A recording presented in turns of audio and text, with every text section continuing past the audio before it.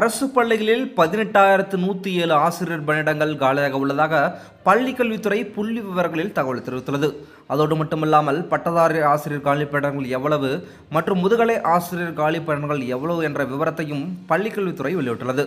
அது குறித்து அந்த வீடியோவில் பார்க்க போகிறோம். அதுக்கு முன்னாடி நம்ம சேனலுக்கு நீங்கள் புதுசுன்னா மறக்காமல் சப்ஸ்கிரைப் பண்ணிக்கோங்க. சரி, வாங்க வீடியோக்குள்ள போகலாம். ஜூன் மாதம் வரையிலான நிலவரப்படி அரசு பள்ளிகளில் 18,107 ஆசிரியர் பணியிடங்கள் காலியாக இருப்பதாக பள்ளிக்கல்வித்துறை தெரிவித்துள்ளது. அப்படி இருக்கும் ஆசிரியர் பணிகளில் காலி இடங்கள் அரசு பள்ளிக்கூடங்களில் தொடர்ந்து நீடித்து வருவதை பார்க்க முடிகிறது. அந்த வகையில் ஜூன் மாதம் 11ஆம் தேதி வரையிலான நிலவரப்படி ஒப்பளிக்கப்பட்ட இடங்களின் எண்ணிக்கை 1,14,248 இருக்கும் நிலையில் அதில் 96,141 இடங்கள் நிரப்பப்பட்டு 18,107 இடங்கள் காலியாக இருப்பது பள்ளிக்கல்வித்துறையின் புள்ளி விவரங்களில் தெரியவந்துள்ளது.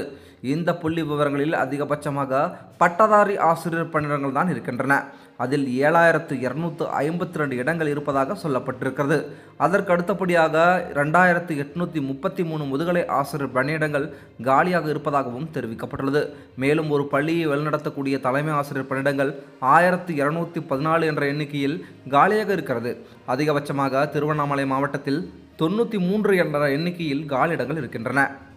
குறிப்பிட்ட பாடத்திற்கு ஆசிரியர்கள் இல்லாத போது மாணவர்கள் அந்த பாடத்தின் அடிப்படை தத்துவங்களை புரிந்து கொள்ள முடியாமல் திணறுவார்கள். காலியாக உள்ள பணியிடங்களால் பணியில் இருக்கும் மற்ற ஆசிரியர்கள் கூடுதல் வகுப்புகளையும் பிற பாடங்களையும் கவனிக்க வேண்டிய கட்டாயம் ஏற்படுகிறது. இதனால் அவர்களுக்கு மன அழுத்தமும் பணிச்சுமையும் கூடும். எனவே பள்ளிக்கல்வித்துறை இதில் தீவிர கவனம் செலுத்தி காலி இடங்களை நிரப்ப வேண்டும் என்பது கல்வியாளர்கள், ஆசிரியர் சங்கங்கள், பெற்றோர்களின் கோரிக்கையாகவே இருக்கிறது.